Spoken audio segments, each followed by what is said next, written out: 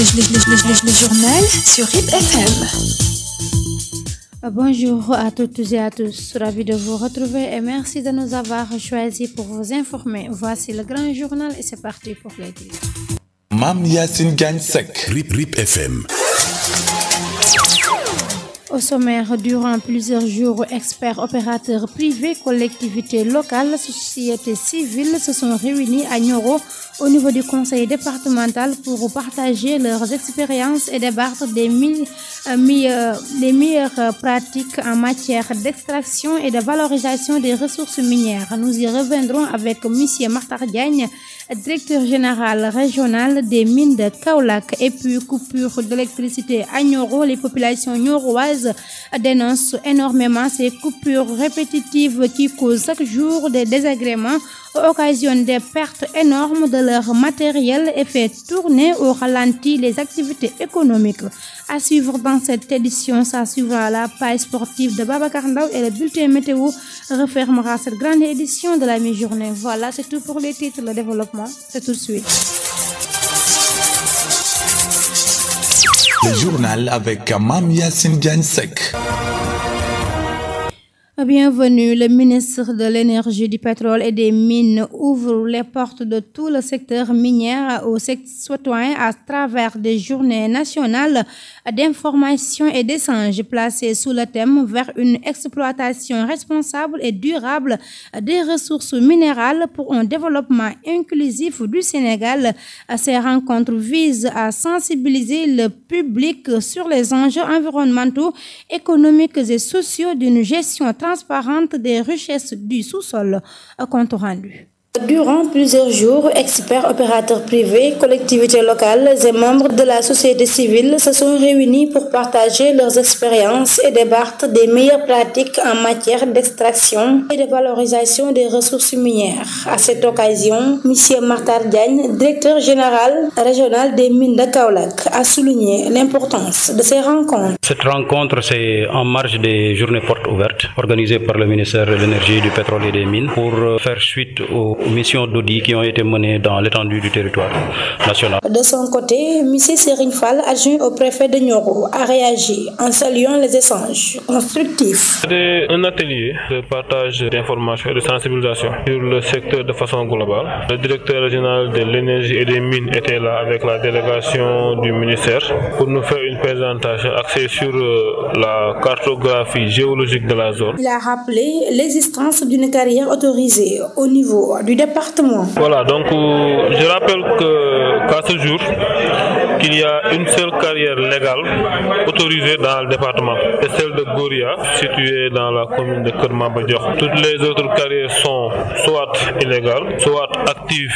mais non autorisées. Monsieur Makhtar Diagne, directeur général régional des mines, conclut en réaffirmant que les portes de l'administration restent ouvertes à tous les acteurs dans un esprit de dialogue, de transparence et de développement partagé. Dernier mot, c'est pour signifier d'abord dans le prolongement des journées portes ouvertes, dire à l'ensemble des populations que la direction régionale est à leur écoute. Elle vous ouvre ses portes et elle est disposée à vous accompagner.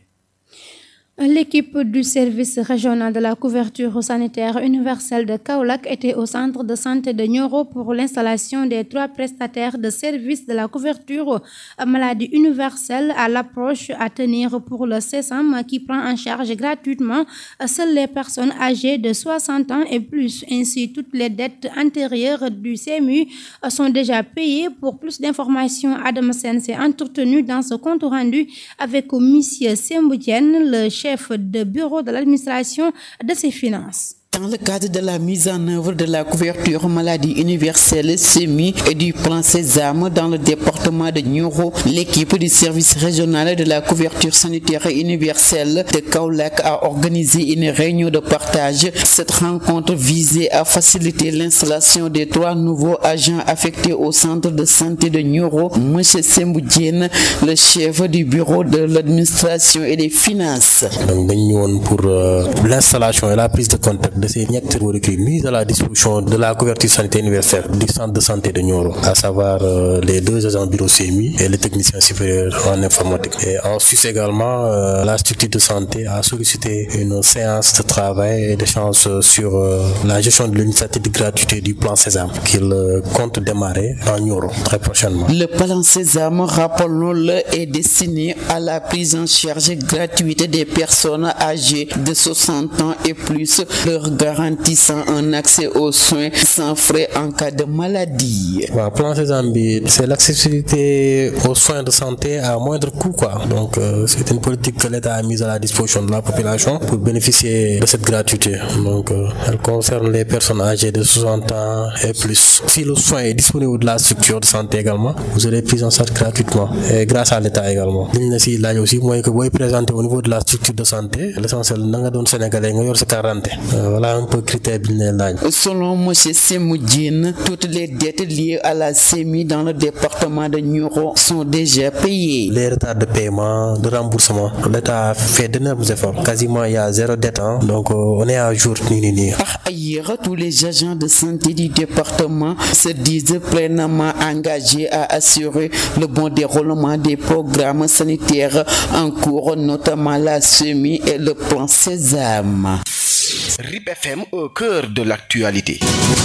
Vous suivez toujours le journal sur la 88.7. Je vous l'avais annoncé tout à l'heure en titre. Dans la commune de Nioro, la situation sur les coupures d'électricité à répétition s'améliore de manière considérable et affecte plusieurs secteurs d'activité, notamment les services de transfert d'argent qui travaillent difficilement en rendant les transactions impossibles, la communication et en affectant les matériels, entre autres. Par ailleurs, certains ouvriers sont touchés par ces désagréments et interpellent la Sénélec à faire un entretien, un reportage. Khadija.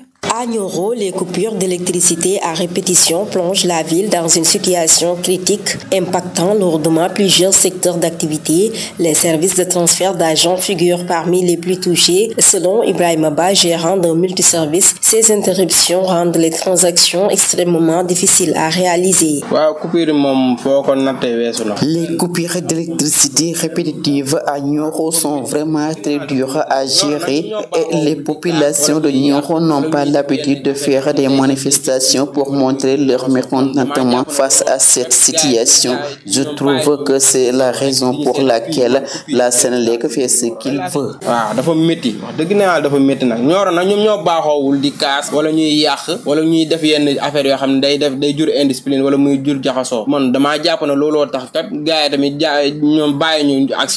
Selon toujours Ibrahima Ba, il devient quasiment impossible de travailler dans ces conditions. Nos activités sont au ralenti, nous utilisons les Wi-Fi et nous n'arrivons pas à faire correctement un transfert d'argent pour les clients et en cas de coupure, on est obligé d'attendre. Vraiment, c'est dur. En plus, sans oublier les dégâts matériaux, moi chaque année je change des ventilateurs et des ampoules sans compter les factures d'électricité qui crèvent les plateau. Facture à temps, 2 jours de retard. Mais les commerçants et les entrepreneurs ne sont pas les seuls à souffrir. Les ouvriers aussi voient leur quotidien perturbé, leurs activités ralenties carrément à l'arrêt faute d'électricité. La Sénélec doit respecter la population et surtout les ouvriers. Je suis soudeur métallique et les coupures d'électricité à répétition impactent sur mes activités. Beaucoup de machines sont en panne. Face à cette situation, certains proposent des solutions concrètes. La Sénélec doit faire un entretien total, revoir les fils et les câblages électriques car il y a beaucoup de baisse de tension, mais aussi avertir les populations en cas de problème. Tout le temps, il y a une baisse de tension. Pan fayal sa courant bi nga ne waat waa Nioro kat bés sangam doo leen am courant wala heure nangam ba heure nangam doo leen am courant ñëpp waajal seen bopp. Dans ce contexte alarmant, la population comme les travailleurs lancent un cri du cœur à la Sénélec. Ils demandent une réaction rapide et efficace afin de sortir Nioro de ce désarroi causé par les coupures incessantes d'électricité. Merci Khadija. Le désherbage des écoles effectué pour la rentrée scolaire vise à assurer un environnement propre et sain pour le retour des élèves en éliminant la végétation envahissante des cours de récréation et des abords des bâtiments. Cette opération contribue à la sécurité, au bien-être et la santé des enfants, raison pour laquelle la municipalité de Darou Salam lance un appel aux ASC, aux parents d'élèves, aux CGE ainsi que la mairie de se mêler aux travaux avant la rentrée scolaire. Abdoulaye Ndourou, adjoint au maire de Darou Salam. Reportage Niakhanatou Ndiaye. À l'approche de la rentrée des classes, la municipalité de Darou Salam insiste sur l'importance du désherbage et du nettoyage des établissements scolaires. Cette opération est considérée comme un acte de citoyenneté. Abdoulaye Ndour, adjoint au maire de Darou Salam, lance un appel aux ASC et à l'ensemble de la population pour participer activement à cette initiative. Les écoles élémentaires sont confiées aux collectivités locales, raison pour laquelle lors de cette cérémonie, on a invité le président de la commission de l'éducation pour qu'il puisse sensibiliser les ASC sur leur plan d'action pour ne pas laisser le désherbage des écoles aux parents d'élèves. Tout le monde doit s'y impliquer, les CGE, les directeurs, la municipalité et la communauté.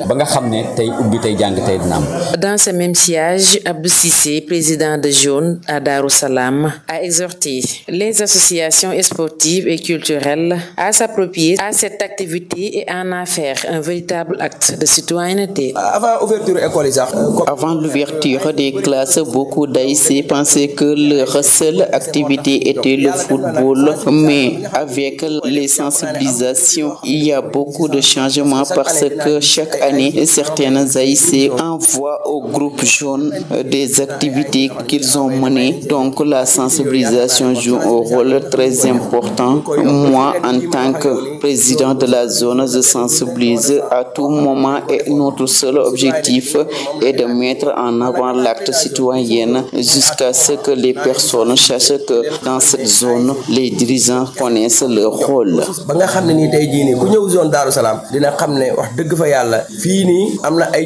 Par ailleurs, le maire a assuré les parents d'élèves en annonçant que les fournitures scolaires seront disponibles avant le 6 octobre afin de garantir une rentrée dans de bonnes conditions. En ce qui concerne les fournitures scolaires, la municipalité prend part sur le dépouillement qu'on a déjà attribué et avant le 6 octobre, tout sera disponible car sur le domaine de l'éducation, la collectivité locale, le plan en charge et beaucoup d'écoles sont déjà clôturées. Ces déclarations étaient faites à Darou Salam à l'occasion de la cérémonie de remise de subventions aux structures communautaires. 2 pères de famille ont été tués par la foudre lundi à Djilahar, un village situé dans la commune de Ndiédiène, dans la région de Kaolack, âgés respectivement de 45 et 35 ans. Les 2 victimes laissent derrière eux chacun 2 épouses et une population consternée. Le maire de Ndiédiène, M. Abdou Aziz Mbouch, a profité de ce drame pour poser la problématique de la prévention des risques liés à la foudre qui passe par l'installation de paratonnerres en milieu rural, particulièrement dans les zones agricoles. RIP FM. Aujourd'hui, on a une triste nouvelle. Bon, malheureusement, c'est doucement au cours des travaux qu'on m'a appelé avec insistance. Donc, cette nouvelle-là consistant donc à la mort de 2 pères de famille, donc l'un âgé de 35 ans, l'autre de 45 ans, tous mariés, donc frappés par la foudre, donc et décédés subitement. Malheureusement, c'est ce qui s'est passé à Djilahar dans la commune de Ndiédiène. C'est triste et nous présentons donc nos condoléances aux familles éplorées, à la population donc de Djilahar, à la population de Ndiédiène, à tous les parents donc et amis. Je profite justement de cette occasion pour poser la problématique de la prévention. La question des paratonnerres, surtout en milieu rural, en zone agricole, est une problématique sérieuse. Et nous interpellons le gouvernement donc sur cette problématique-là. C'est vrai que le nouveau ministre de l'Intérieur s'est lancé tout de suite donc sur la tâche, dans son chantier, en envoyant au maire donc des canevas pour l'identification des zones d'encombrement. Pour cette problématique, vous pouvez distinguer Donc ce qui intéresse les communes, en tout cas les centres urbains, et ce qui intéresserait peut-être alors donc le monde rural. Ici, dans le monde rural, il y a énormément de drames liés à la foudre. Aujourd'hui, c'est à Ndiédieng, récemment c'était à Ndrameskal, avant-hier c'était à Gentikaï, et c'est dans la même zone, c'est justement donc la zone centre, c'est dans la même région de Kaolack. Et nous interpellons le gouvernement, nous interpellons l'État du Sénégal donc pour que des mesures de prévention extrêmement efficaces soient prises donc pour cette problématique-là. La page sportive sur RIP FM. Avec Babacar Ndao, 12 ans, bonjour. Bonjour, Coupe du Monde 2030, une extension de 64 équipes proposées à la FIFA. La FIFA a discuté mardi à la Trump Tower de New York d'une possibilité d'extension de la Coupe du Monde masculine à 64 équipes dès 2030. La proposition a été présentée par une délégation sud-américaine conduite par le président de la CONMEBOL et le vice-président de la FIFA, accompagné du président du Paraguay, Santiago Peña. Pour rappel, le tournoi sera organisé conjointement par 6 pays répartis sur 3 continents. Espagne, Portugal et Maroc seront les hôtes principaux avec des matchs inauguraux, 3 matchs organisés en Amérique du Sud. Le choix de ces hôtes a été entériné par vote. Toute modification devra être validée par le Conseil de la FIFA. Parlons à présent des résultats du championnat européen que nous allons démarrer en Espagne avec Espanyol de Barça et Valence qui ont fait match nul 2 buts partout. Athletic Club de son côté a fait match nul face à Girona, 1 but partout. Séville s'est incliné à domicile face à Villarreal. Le score était de 2 buts à 1. Le Real Madrid qui était en déplacement à Levante mène par 4 buts à 1. Parlons à présent de la Coppa Italia avec Cagliari qui s'est imposé à domicile face à Frosinone sur le score de 4 buts à 1. Udinese Palermo 2 buts à 1 en faveur de Udinese. Milan et Lecce 3 buts à 0 en faveur de Milan. Parlons à présent, avant de nous quitter, avec Navetan, le championnat national, les quarts de finale du championnat national populaire avec Nourlight qui fera face à Teranga. Ce sera à partir de 16h30 au stade municipal de Nioro. D'ailleurs, c'est cet élément qui a bouclé cette page consacrée au sport. Le prochain rendez-vous est prévu dans un instant pour la version. RIP FM. RIP FM, chez vous à tout instant. Voilà, la pluviométrie des postes de Nioro est environ du 23 novembre 2025. Nioro Météo, 22,5 mm. Nioro Agriculture, 22,6 mm. Dabali, 0 mm. Darussalam, 30. Gentekay, 0 mm. Kaymor, 0. Kerma Badiaro, 27. Kerma Diabel, 0. Kerma Nongo, 0 mm. Medina Sabah, 4,8 mm. Ndrameskal, 0. Ngayen Sabah, 0. Paos Koto, 25. Prohan, 17 mm. Saboya, 15 mm. Taïba Niassène, 2 mm. Wakunguna 0,3 mm, Santi Chamen 0, Ndofan des traces, Kerbara Tambedou 3 mm, Djamweli 20 mm, Djamafara 0 mm. Voilà, ce sont ces quantités de pluie qui ont refermé cette édition de la mi-journée. Procédons au rappel des titres avant de nous quitter. RIP FM. Mam Yassine Diagne Seck. Durant plusieurs jours, experts, opérateurs privés, collectivités locales, sociétés civiles se sont réunis à Nioro au niveau du conseil départemental pour partager leurs expériences et débattre des meilleures pratiques en matière d'extraction et de valorisation des ressources minières. Vous avez la réaction de M. Martar Diagne, directeur général régional des mines de Kaolack. Coupure d'électricité à Nioro, les populations nioroises dénoncent énormément ces coupures répétitives qui causent chaque jour des désagréments et occasionnent des pertes énormes de leur matériel et fait tourner au ralenti les activités économiques. Ça n'est suivi la page sportive de Babacar Ndao et le bulletin météo avec quelques quantités de pluie recueillies ont bouclé cette édition présentée par Mame Yassine Diagne. Pape Dafal assuré la partie technique et Absassou à la réalisation. Voilà, c'est la fin de cette édition et merci infiniment de l'avoir suivi. RIP FM.